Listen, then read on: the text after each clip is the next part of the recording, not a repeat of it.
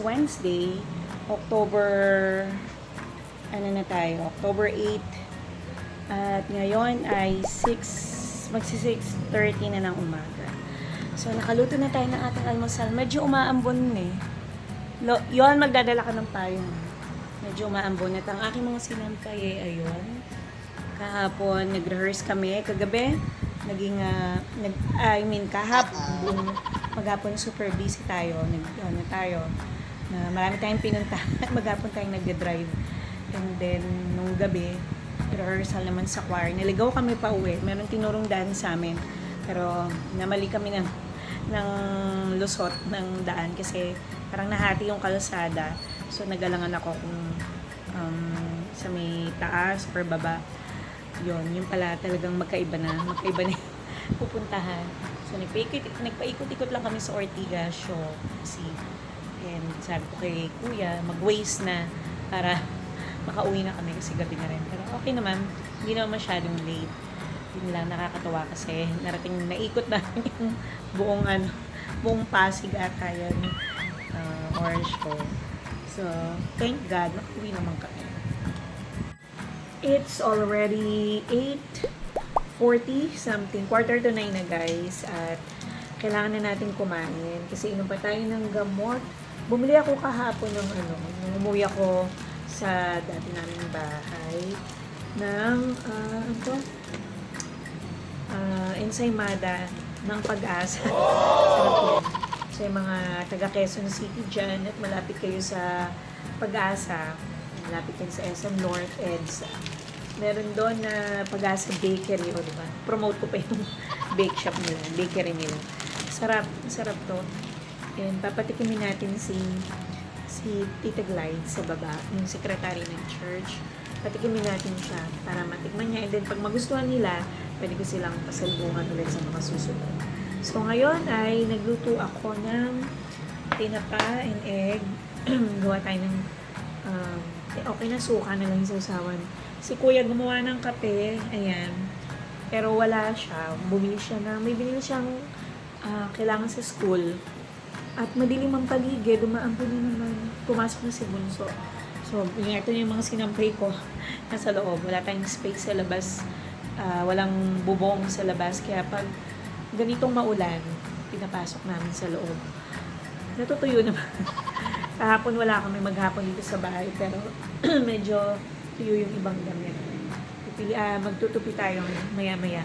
So, ganap today Wednesday. Meron akong prayer meeting mamaya. Yun yung atin na natin. And then, pipili ulit ako ng mga songs para sa Sunday. Ako yung tagapili ng mga kanta.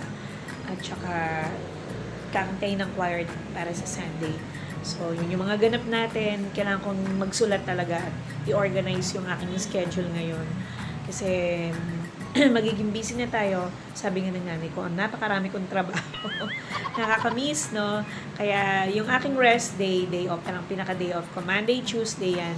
Pero hindi naman talaga totally day off. Kasi minsan may patawag pag may mga members na kailangan ng ipag-pray, gano'n. Pero, syempre, pastor naman talaga yung nagpa-pray doon. Pero, as assistant, alalay ng pastor, andun tayo. At yun ay trabaho din na, part ng trabaho namin. So, andito na si Kuya. At tayo na nilang magpakita sa vlog kasi mga binata na rin. Saan ka nakabili? Sa palengke.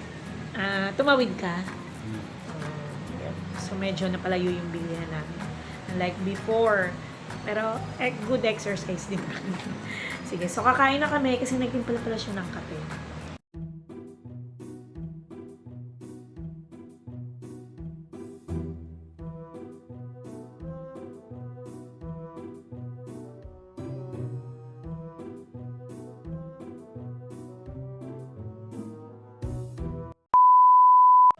I'm back. 11:20 na at ano bang lunch? Ito, yung natirang isda, ilang piraso na lang yun guys. Lutuin na natin. Ari ko, gumawa kong pinaksiw ko nung mga nakaraang araw. So, lutuin natin para may partner yung ating gulay. Magigisa lang tayo ng Baguio beans. So, marami tayong nabiling Baguio beans. Samahan natin ng bell pepper. Yan, ang laki ng ating sibuyas. And And then, ready natin yung bawang. So, andito pa si Kuya, gumagawa ng assignment. Mamaya pang hapon ng kanyang pasok. So, mag-prepare lang ako ng lutuin. Check ko kung may kanin na ba, Kuya? Pa-check nga. May kanin na. Wala. Kasya na ba yun?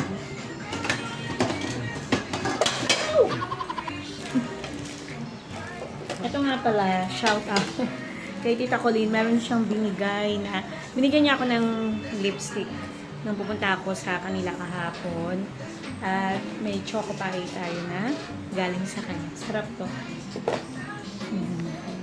So, yun ang aking yun lang ang update. And then, ininit ko yung ating luya.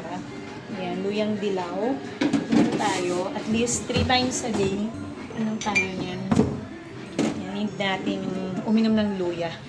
Okay, wait lang. Sasalin lang natin. So, yun tayo. Sarap. Sarap pag mainit. So, inumin ko to ng 2 weeks. Inom tayo. And then, after 2 weeks, magpapalit tayo. Siguro magpipino naman tayo. Ayan. Sarap.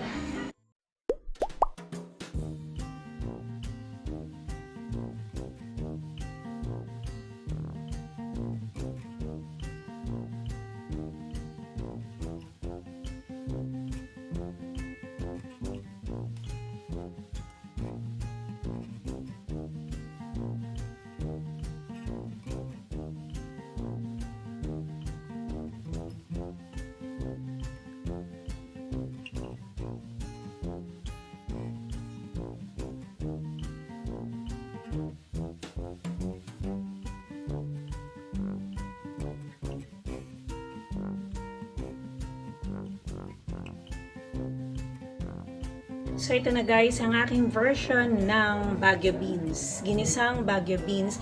Hinalong ko siya ng bell pepper, red and green, pampakulay lang. Total, kumakain din naman ako niyan. And then, yan, hiniwa-hiwa ko ng ating Baguio beans ng maliliit. So, prituin ko lang itong ilang pirasong isda. Actually, ako lang ang kakain niyan. Sige, wait lang. 1 eternity later. Kala ko nandun ka, Pastor, sa sa yung kwarto.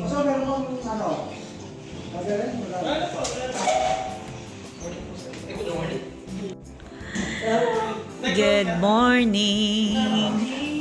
Prayer meeting na. Ay, ang ganda nun. Parang may inspirasyon si Pastor.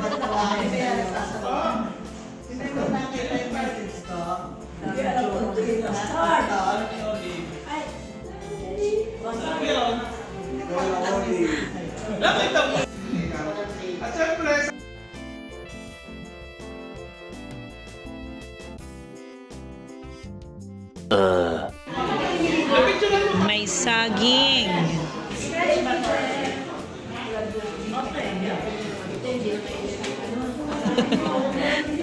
parang ito rin yung grupo nung nakaraan Ito ba yung grupo nung nakaraan?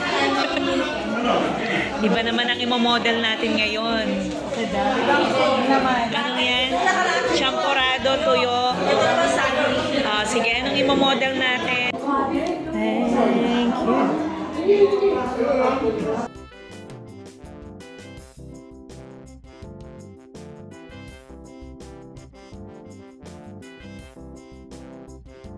A few moments later.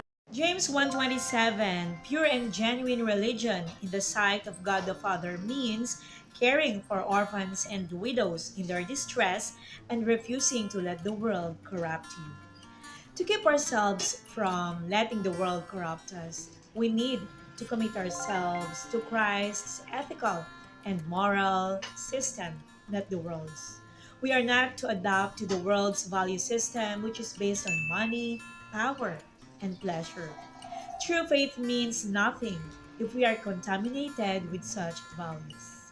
James 1:27, pure and genuine religion in the sight of God the Father means caring for orphans and widows in their distress and refusing to let the world corrupt you. Thank you guys for your time. Thank you for watching TSM, The Simple Mom. See you again tomorrow for another day of vlogging. Good night.